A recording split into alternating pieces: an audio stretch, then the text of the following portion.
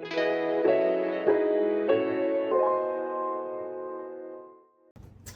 guys, welcome to Career Quest. My name is Jody Stevenson, and I have the pleasure of talking with Cathy Horton here. Thank you so much for coming in and talking with us today. My pleasure. I'm really excited about this conversation. I want to know so much. One thing I'd like to start with is, your career path. Have you always been in culinary arts and teaching culinary arts, or tell us a little bit about that journey? Okay, it's a long one. I'll give you the cliff notes. I was in industry. When I got my 4-year degree, they handed me a piece of paper and said, good luck with that. And I really wasn't sure what to do with it. So I went into insurance. I then eventually was self-employed for years. And I knew in my early 40s I needed a second act, and I knew that I liked to cook. So I went in for a brochure at AB Tech, and somehow I got signed up for a couple of cooking classes. I was fortunate enough to have an instructor who was heading the program that I now get to run, and I thought, this woman is amazing. And so that sold me. I stayed the course. It took me 4 years to get my degree at AB Tech. And throughout that time, I started working in restaurants. So when I was done there, I stayed in restaurants. I eventually migrated to what we call the front of the house, and I ran dining rooms. Mm-hmm. During that time, I, much like Josh Waters, raised my hand for everything that I could possibly think to do. So I was the chef at Sam's Club on Saturday mornings. I did critiques for local magazines. I did personal chef work. I did it all. And one of the contacts that I made, and I would also say, boy, just like Josh, it's build those bridges. You never know when somebody is going to come back from your past and say, I have a door to open for you. And that's what happened to me. The fellow that was running the program said that he was leaving and he thought I should apply for his job, and I thought I should apply for that job. So I was hired as the chair of hospitality management, and about a year later they offered me culinary and baking and pastry, and the rest is history. Wow. So I'm hearing a little theme in here within this field of mentorship. Absolutely. Is there a lot of that goes on? I am so proud of the mentorship that we do. And in Josh's interview, it came through loud and clear. I took a class when I was getting my master's, and it was the adult learner. I would be a terrible teacher of little children. They would say to me, why do I have to memorize the presidents? And I would say, I have no idea, just learn it. Everything that we teach our students in these programs is designed for them to be successful in their field. Everything. And so they're there because they want to get a career that they want to succeed in. They want to take care of their families. They want to grow. My feeling is that AB Tech, in whatever program that you go into, that's our number one job. And it's what we take very seriously. And so, yes, when I look at the mentorship part of it, every instructor, every chef, every assistant, right down to the woman that runs our lodge cleaning, they are all there for student success. Makes me very proud. That's awesome. So if I'm a young student thinking about getting into the culinary arts program at AB Tech, kind of walk me through what that might look like. What's the first step? The first step would be to come in and talk with myself or one of the chef instructors.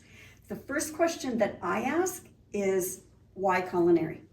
And if the answer is anything other than, I can't think of anything I'd rather do than to feed people, take care of people in that way, nurture people through food, then I typically say we may want to rethink this. Because as Josh mentioned, he's pulling 14-hour workdays. Now, does that have to be the path? It doesn't. But there are many days when somebody doesn't show up. And in our world, when somebody doesn't show up, you stay. It's hard work. It's hard on your knees. It's long. It's hot. It is, as Josh mentioned, it doesn't always work. And then you have to figure out a way to make it work. He's got 1,500 elderly residents that are counting on the fact that they're going to be taken care of. And that's what our job is. Mm-hmm. So unless you're really passionate about food and about this profession, this is not probably where you're going to be. Yeah. Long hours. Fast-paced. Very fast-paced. Every day is different. As holidays. I've said, holidays, yes. Yeah. I will say that for about 10 years, I never saw a major holiday with my family because I was at work. But I'll say this, fortunately for me, there is something about this business that if you truly love it and it gets its hooks into you, you can't think of anything that you'd rather do. So I believe that there will always be, and it may look a little different in the next 10 years, there's always going to be the next generation of people who want to come and learn the skills and create the magic that food provides. Yeah, it's an industry, a career that you have an intimate relationship with the people because they're eating something that you created. Absolutely. I think that's why we have all the TV shows and all the stuff. People are really interested in culinary arts and food. And so let's talk about the upside a little bit. So, with this industry, you can work at, mom and pop restaurants. We talked a little bit about different career and paths that you can take, avenues you can take. Let me hear a little bit about the money. What can I, as an executive chef, make if I go into this career? So the one thing that the pandemic did for us was that it raised hourly for our students and our grads, and that made me happy. So hourly used to be really, really atrocious, $8, $9, $10, $11 an hour. I would say that our students right now, even as actively being young students, are in the 15, 17, 19 range. And they earn every bit of that. When they graduate, they can go any number of different directions. Typically, a student that graduates from us, they want to be making 23 to 25. And now, there are still a number of places in our industry that don't have benefits. That's always been a problem for us. So depending on what the student need is, if they've got young children and that sort of thing, they may go into something that in an area that Josh is in. Somebody mentioned Waffle House. You have no idea the amount of money that you can make as a Waffle House. Oh, if I were a young person in this industry, I would have been the waffle queen. But you can do anything with it. If you really love the food science class you took, you can go into research and design. You can go to Kellogg. You can go to General Mills. They have whole programs. We have students that went and did that. So there's an avenue. You can be a personal chef. You can be a private chef. You can be a caterer. You can be a wedding planner. You can do what Josh is doing and go into a larger corporate environment.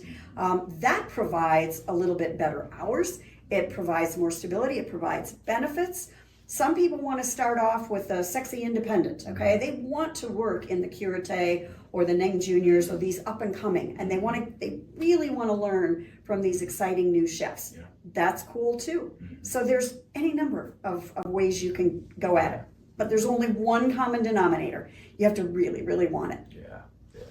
And I mean, you can go the entrepreneurial route and start your own business. So just so many opportunities with so many. And that's because everybody eats. There's people are needing to be served and all over the world. I always tell young people within the hospitality industry, culinary arts, you can go anywhere. I mean, you can travel. You make a great point. We had a graduate who immediately embarked on a worldwide, and he didn't really have a plan. He would just work for a couple of weeks at a cheese making in Australia. Then through another connection, he'd go to Italy. Then he spent time in the Middle East. He spent time in Asia, and he just cooked his way around the globe. That's a possibility too. And so the sky's the limit. So what I'm hearing, just to kind of sum it up, is not for everyone, but if you're willing to put in the time, the effort, there's a lot of opportunity. And if you have the passion, you must absolutely live, eat, and breathe food. The bug caught Josh. He came in probably one of the ones that was a little bit wavery on it, and then all of a sudden it just clicked, and it's like, I can do this. I'm good at this. I have a talent for it, and it just bloomed from there. Great. Thank you guys both for coming in and talking to us. If you've got the passion, this is the career for you. Thank you guys for tuning in.